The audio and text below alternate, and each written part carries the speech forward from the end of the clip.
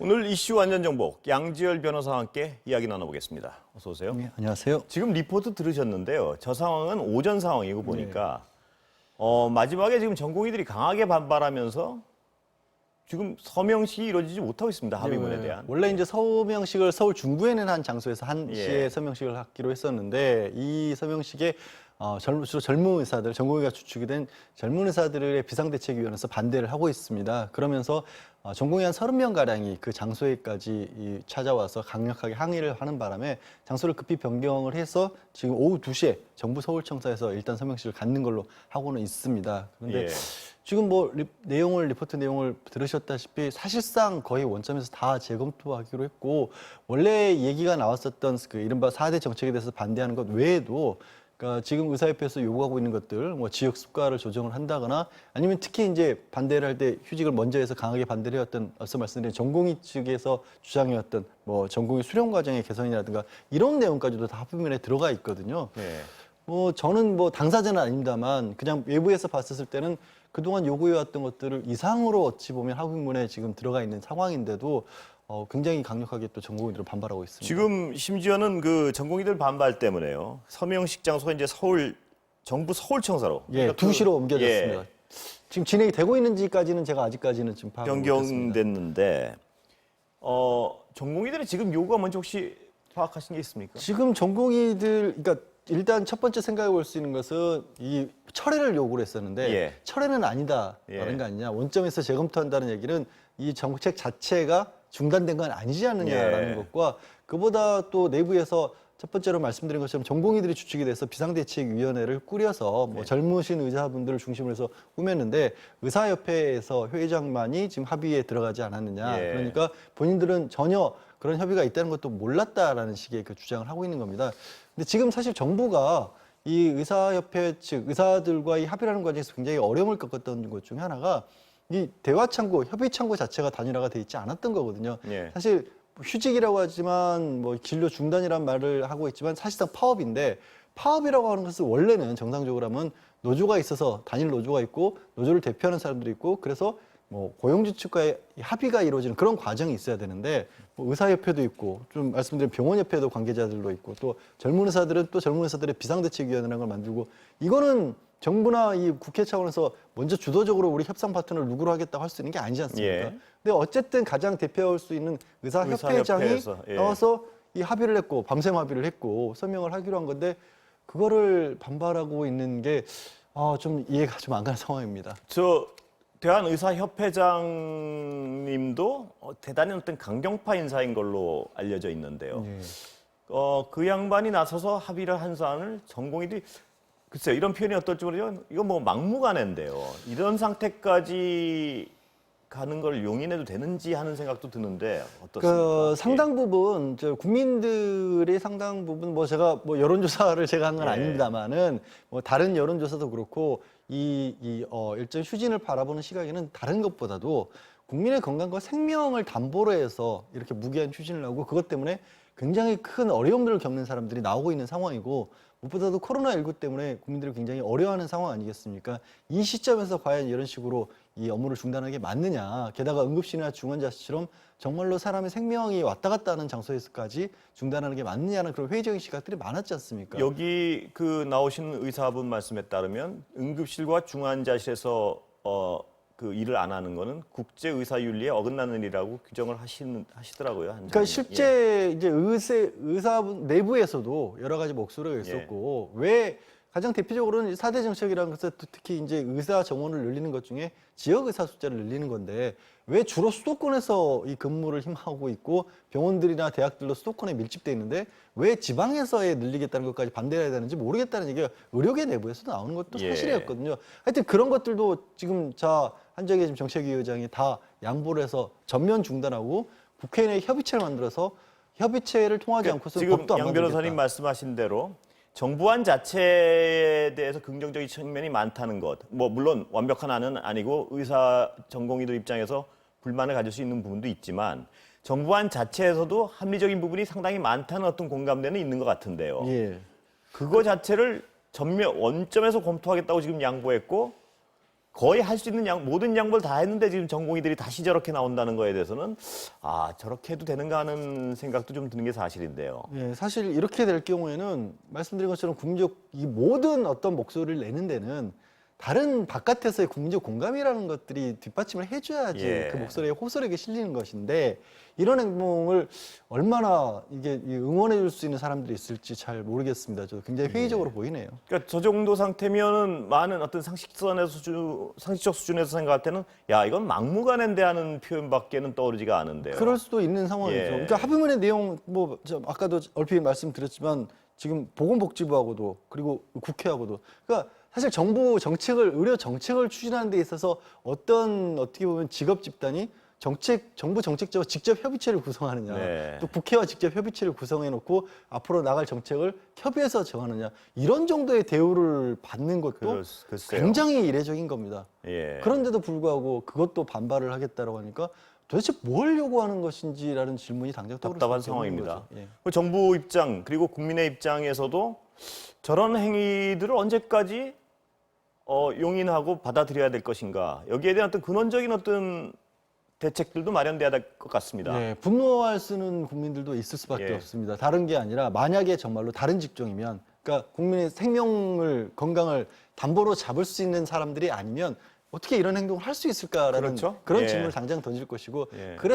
그래서는 더 안 될 행동을 하는 것으로밖에는 볼 수밖에 없는 거죠. 그렇죠. 빨리 지금 의사협회가 합의한 거니까 따라주셨으면 합니다. 선배 의사들께서 같이 하겠다고 한 그런 상황이니까요. 예. 더군다나 정말 어떤 어려운 협상을 통해서 거의 99% 우리가 이런 자료를 보고 판단하기엔 99%의 양보안을 다 내놓은 상태인데요, 정부가. 예. 정부한테 나머지 1%의 어떤 백기투항을 요구하는 모양새인데요. 예. 그걸 과연 정부가 받아들일 수 있나 또 혹은 받아들여서 되나 뭐 이런 생각이 안 들 수 없습니다. 네, 정부 입장에서도 이런 정도까지 해서 만약에 또 여기서 또 물러선다라고 한다면 그건 앞으로 사회적 논의 자체가 붕괴되는 거죠.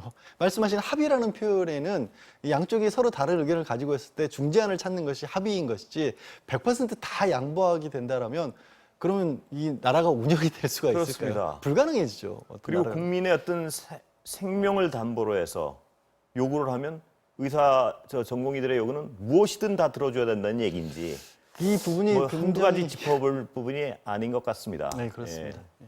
다른 얘기 좀 여쭤보겠습니다. 사랑제일교회요. 막무가내인 어떤 집단들이 자꾸 막무가내라는 표현밖에 쓸 수 없는 어떤 상황들이 자꾸 있는데요. 아직도 검사 거부하고 있는 사람이 1,300명. 지금 한 4천여 명 가량이 사랑교회 신도와 또 혹시 관련 모임에 예. 참석했던 사람들로 알려져 있는데 그중에 1,300명 가량이 거부를 하고 있고요. 예. 저는 이 부분에 있어서는 사실 뭐 법원에서도 상당히 좀 심각하게 생각해야 될 부분이 있다고 봅니다. 다른 게 아니고 정광훈 목사가 퇴원을 했습니다. 퇴원을 네. 하고 한 번, 두 번 계속해서 기자회견을 하고 있고요.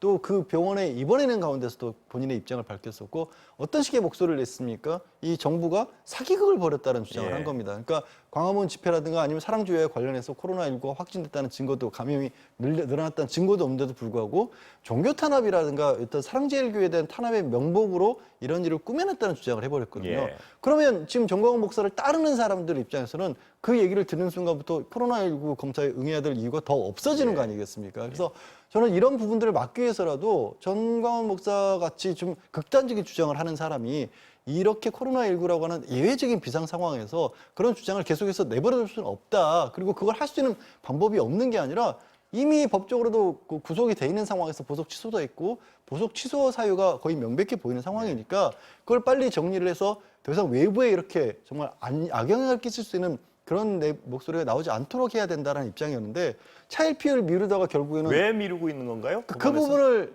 설명은 될 수 있는 예. 이런 얘기를 할 수가 있는 거죠. 어차피 코로나19로 확진을 받았기 때문에 구금을 할 수 없는 거 아니냐. 네. 또 혹시 정확하게 심의하기 위해서는 그래도 개인의 목소리를 직접 들어봐야 되는 거 아니냐라는 얘기를 할 수는 있는데 그러나 그렇게 보기에는 지금의 상황이 그렇게 녹록한 상황이냐. 수도권의 2.5단계로 해서 지금 온 나라가 얼어붙다시피 한 상황인데 예. 그게 그냥 일상적인 상황에서처럼 모든 종류의 어떤 표현의 자유도 다 존중해 줘야 될 만한 상황이냐. 말씀드린 것처럼 게다가 이미 구속됐던 사람인데. 예, 그래서 좀 실정법으로만 판단해도 다시 지금 가둘 수가 있는 상황 아닙니까? 충분히 있어 예. 보이는데 심의조차를 안 했다라는 게 도저히 이해하기가 좀 어렵습니다. 왜 미룰까요? 이런 의문이 드는데요. 저도 그거 굉장히 큰 궁금증이고 예. 자리가 있을 때마다 이거는 좀 서둘러서 예. 보석을 취소하고 설령 구속 집행정지에서 즉시 재구금을 할 수는 없다고 치더라도 신분 자체를 바꿀 수는 있지 않습니까? 보석을 취소하게 되면. 그래서 외부에 적극적으로 기자회견 한다든가 이런 일은 막았어야 되는 게 아니냐. 예. 이 사법부라고 하는 것이 이 국민하고 이 국가하고 완전히 괴리되어 있는 것이 독립은 아니지 않습니까? 예. 그 사랑제일교회에 대해서 주변 상인들이 손해배상 청구한 거 외에도요. 예. 건강관리보험공단에서도 또 구상권 청구한 것 같습니다. 지금 국민건강보험공단 이제 지금 우리 같은 경우에는 코로나19의 진료와 치료비 전체를 이 국가에서 부담을 하고 있고요. 예. 평균적으로 한 사람당 한 650만 원 가량이 이 소비가 된다고 필요하다고 합니다. 예. 그 중에 건강보험공단에서 지원하고 있는 게 550만 원 예. 가량이라고 합니다. 그러니까 이 분이 일반적인 경우에라면 뭐 우리 국민들이 다 건강보험료를 내고 있고 예. 뭐 몸이 아팠을 때 건강보험공단에서 지원해 준 건 당연하지만 지금 사랑제일교회 같은 경우에는 1차적으로 이미 지난 12일 이후에 확진자가 나오기 시작했기 때문에 예. 전체 신도들에서 격리를 또 이 지침을 내렸고 집회도 참석하면 안 된다. 그리고 그 이후에도 30일 이후까지는 다 모든 사람이 다 신고해서 다 확진을 건강검사를 받으라고 했는데 조금 전에 말씀드린 것처럼 1,300명 가량이 아직도 받지 않고 있거든요. 예. 이런 거는 명백하게 이 감염법 이 방해 행위로 보기 때문에 이 불법적인 행동이고 불법적인 행동으로 인해서 이 빚어진 자신의 어떤 진료비 이런 것은 본인이 부담하도록 하는 게 맞다라는 게 건강보험공단의 입장입니다. 이 자리에서 몇 번 말씀드렸지만 구상권 청구는 정말 철저하게 이루어져야 될 것 같습니다. 저렇게 막무가내식의 행동을 계속할 때는 경제적 비용이 발생한다는 걸 본인들이 느껴야 될 것 같습니다. 뭐 스스로 그걸 감내하고 나섰다라고 주장을 하고들 있으시니까 그러니까요. 당연히 그 치료비 역시도 본인들이 부담하는 게 맞지 않을까 싶습니다. 아마 많은 국민들이 또 그거는 당연한 일이라고 바라지 않을까 싶습니다. 다른 얘기 좀 해볼까요? 추미애 법무장관 아들 얘기를 좀 해보겠습니다. 추미애 법무장관의 아들이 군 복무 당시 무릎 수술을 위해서 23일짜리 휴가를 간 내용을 두고 여러 이야기가 나오고 있는데요. 이남호 기자의 관련 리포트 보시겠습니다. 지난 1일 열린 국회 국방위원회 정경두 국방부 장관은 추미애 법무부 장관의 아들의 장기 병가에 대해 서류가 남아있지 않을 뿐 절차에 따라 승인된 휴가였다고 밝혔습니다. 그런 절차나 이런 걸 거치고 승인을 했는데 그 서류상에 그런 것들이 안 남겨져 가지고 뭐 행정 절차상의 오류나 이런 것들은 있을 수 있다고 봅니다. 정말 문제가 없었는지 실제 절차를 따져봤습니다. 서 씨는 1차로 2017년 6월 5일부터 14일까지 9박 10일의 병가를 얻어 부대를 나갔습니다. 6월 7일 삼성 서울병원에 입원해 9일 무릎 수술을 받고 퇴원했습니다. 10일간의 병가가 끝나기 직전 서 씨는 9일의 병가와 4일의 휴가를 추가로 승인받습니다. 본인이 아닌 추 장관의 보좌관이 전화로 휴가 절차를 문의해 특혜 논란이 일고 있는 바로 그 휴가입니다. 현행 육군 규정에 따르면 열흘이 넘는 병가는 군의관이 참석하는 요양 심의를 거쳐야 합니다. 국방부 역시 병가 제도를 악용하지 못하도록 심의를 반드시 거치라는 지침을 내린 바 있었습니다. 하지만 서 씨의 병가는 심의를 거치지 않고 연장됐습니다. 군 관계자는 검찰에서 서 씨의 휴가 연장이 정상 절차대로 이뤄졌는지 문의해와 국방부 지침 위반이라는 답변을 보냈다고 밝혔습니다. 23일 장기 휴가가 가능하려면 지켜져야 할 규정은 이뿐만이 아닙니다. 육군 규정은 일단 퇴원하면 부대로 복귀하는 게 원칙입니다. 부대와 병원이 너무 멀 경우에 한해 통원 치료를 위해 휴가를 낼 수 있습니다. 그런데 서 씨는 퇴원 후 집으로 갔습니다. 집에 있는 동안 통원 치료조차 받지 않았습니다. 서 씨 측은 퇴원 후 6월 21일 하루만 실밥을 뽑기 위해 병원을 방문했다고 밝혔습니다. 다른 날은 집으로 의료인을 불러 소독 등 치료를 받았다. 즉 의료인이 왕진을 했다고 했습니다. 필요한 수술 이후에 처치를 못해서 계속 피가 고이고 물이 차서 현행의료법상 왕진은 불법입니다. 따라서 왕진을 받기 위해 병가를 써도 된다는 규정 역시 존재하지 않습니다. 결국 서 씨의 병가 중 절차에 맞는 휴가는 입원 사흘, 실밥 뽑기 하루였던 셈입니다.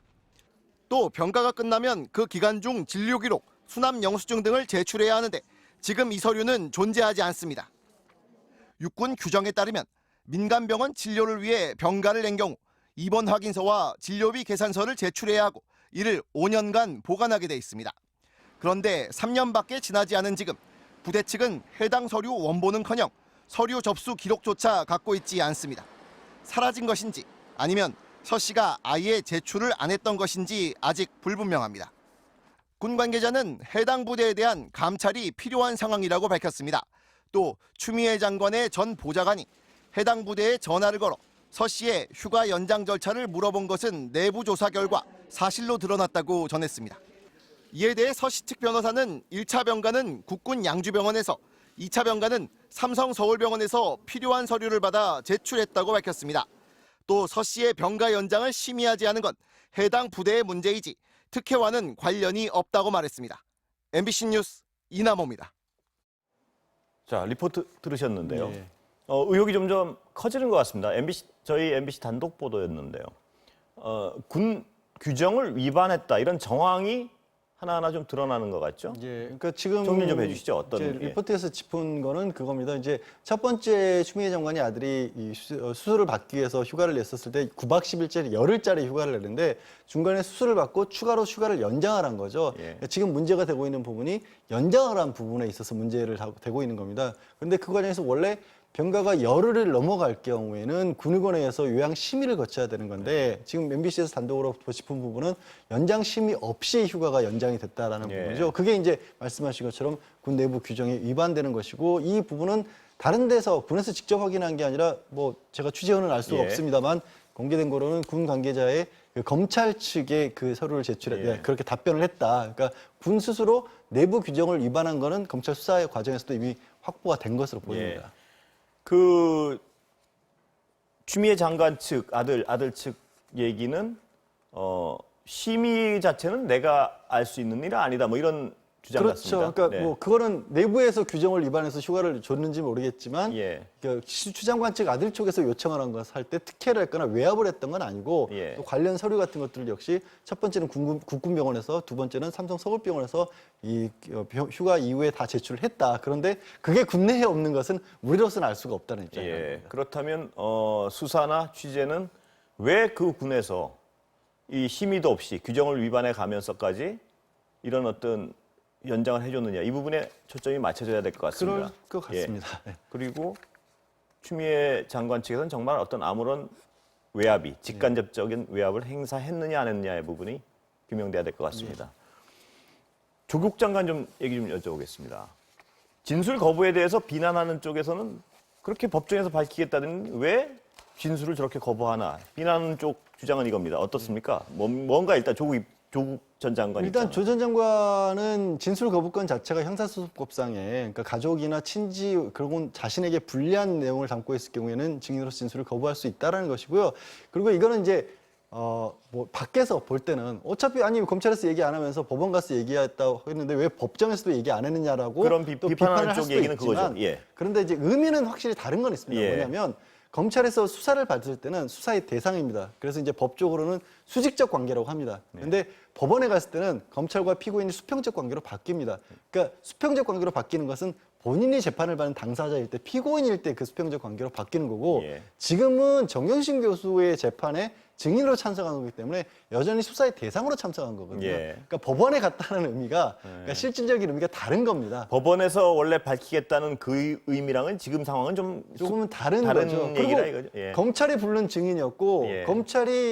검찰청에서 조사할 때와 똑같이 300개에 달하는 질문을 답변하지 않겠다는 데 불구하고 다 물어봤던 겁니다. 그러니까 검찰 과정이 조 전 장관 입장에서 그대로 이어진 거죠. 사실. 아, 예. 그러니까 법원에서 진실을 밝히겠다. 이 입장과 배치되는 건 아니란 말씀이시죠? 예, 그런데 조 전 장관 입장에서는. 그렇죠. 그런데 이제 어쨌든 그건 예. 어쨌든 법원 아니냐라고 하는 쪽에서는 예. 여전히 그걸 비판하고 있는 거죠. 예.